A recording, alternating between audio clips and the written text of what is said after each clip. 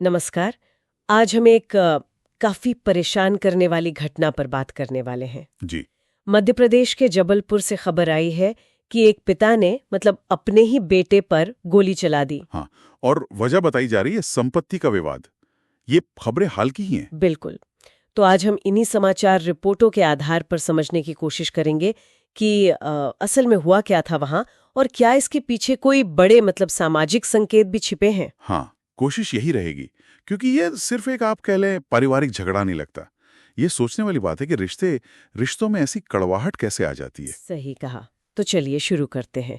घटना जैसा कि पता चला है, जबलपुर के पास संचईपुरा गांव की है। जी। और ये 27 जून को हुई। खबरों में यही है कि पिता और बेटों के बीच संपत्ति को लेकर बंटवारे को लेकर पहले से कुछ तनाव था। तनाव था, और उस दिन बात बढ़ गई, काफी बहस हुई होगी। हाँ, बहस इतनी बड़ी कि पिता ने गोली चला दी, कथित तौर पर अपनी लाइसेंसी बंदूक से। जी, लाइसेंसी बंदूक से। और देखिए, इस मामले में एक और पेच है। क्या?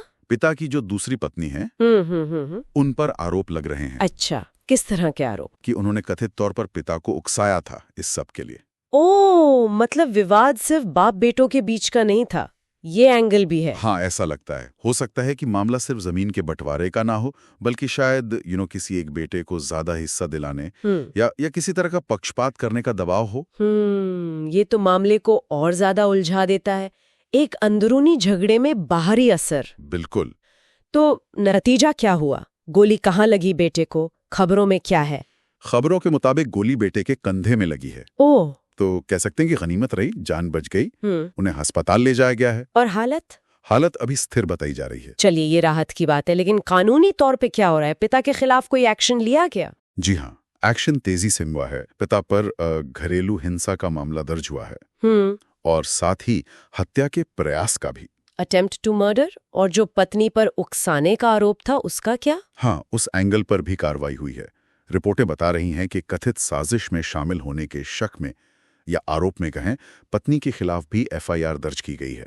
अच्छा, पुलिस इसे सिर्फ एक हिंसा की घटना नहीं, बल्कि एक सोची समझी साजिश के एंगल से भी देख रही है। बिल्कुल, प्रशासन मामले की तह तक जाने की कोशिश कर रहा है, ऐसा लगता है। ये सब सुनकर वाकई रोंगटे खड़े हो जाते हैं।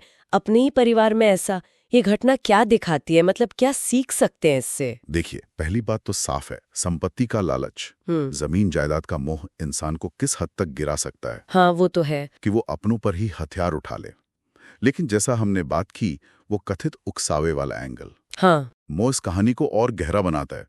ये दिखाता है कि कैसे कोई बाहरी व्यक्ति या शायद कोई अंदरूनी दबाव भी किसी इंसान के सोचने समझने की शक्ति खत्म कर सकता है। सही कह रहे हैं। उसे एक ऐसे भयानक कदम उठाने पर मजबूर कर सकता है जिसके बारे में शायद उसने सोचा भी न हो। बिल्कुल। और ये समाज का भी एक आईना है ना, जहाँ रिश्ते और पैसे या कहें भौतिक चीजें आपस में टकराती हैं। और खासतौर पे जहाँ पारिवारिक स्थितियां थोड़ी जटिल हों, जैसे यहाँ दूसरी पत्नी की बात आ रही है। हाँ। वहाँ वफादारियां, असुरक्षाएं, ये सब मिलकर संपत्ति के विवाद को और ज्यादा विस्फोटक बना सकती हैं। स्रोत यही इशारा कर रहे हैं कि कैसे मानवीय संबंध इस लालच के आगे टूट जाते हैं। तो अगर हम संक्षेप में कहें तो जबलपुर की ये घटना एक दुखद कहानी है। संपत्ति का झगड़ा, किसी के उकसाने का शक और पारिवारिक रिश्तों का टूटना। हाँ, और जिसके कानूनी नतीजे भी अब सामने आ रहे हैं, जो यकीनन उस परिवार के लिए बहुत गंभीर होंगे। शायद उनका भविष्य बदल जाए। बिल्कुल सही कहा आपने। और ये हमें सोचने पे मजबूर करता है, और शायद सुनने वालों को भी, कि ये जो भौतिक संपत्ति की दौड़ है, इसमें हम अपने रिश्तों को कितना पीछे छोड़ देते हैं। ये एक बड़ा सवाल है। हाँ, कौन से दबाव हैं समाज के या व्यक्तिगत जो इंसान को इस हद तक ले जाते हैं कि वो खून के रिश्तों की भी परवाह नहीं करता। इस पे सोचना जरूरी है। Thanks for watching. If you like the video, please like, share, subscribe and hit the bell icon.